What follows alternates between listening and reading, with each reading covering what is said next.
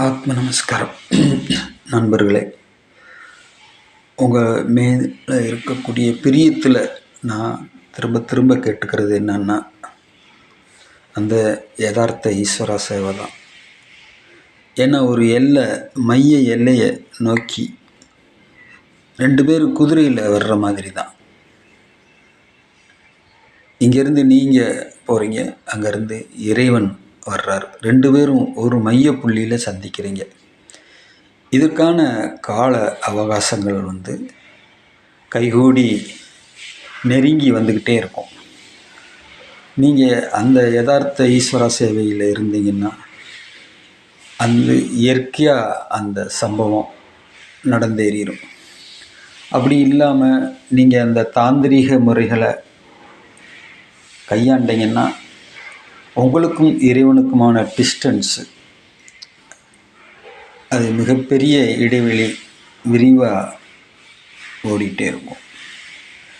அதனால் நீங்கள் யதார்த்தத்தில் இருங்க. ஏன்னா அந்த அகலிகையை ராமனுடைய பாதம்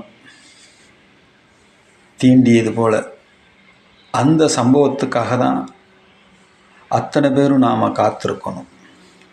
அந்த காத்திருப்புன்னு சொல்கிறது தான் யதார்த்த ஈஸ்வரா சேவை. அந்த யதார்த்தத்தில் இருக்கும்போது அந்த சம்பவம் தானே நிகழும்.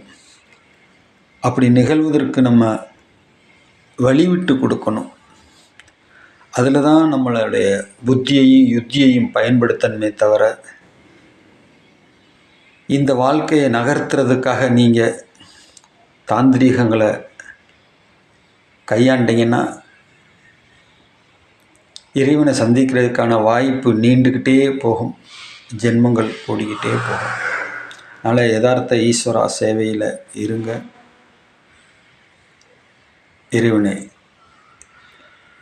நீங்கள் விரைவில் சந்தித்து அந்த முக்தி மோட்சங்களை அடைவதற்கான வாய்ப்புகளை உருவாக்குங்க. ஆத்ம நமஸ்காரம்.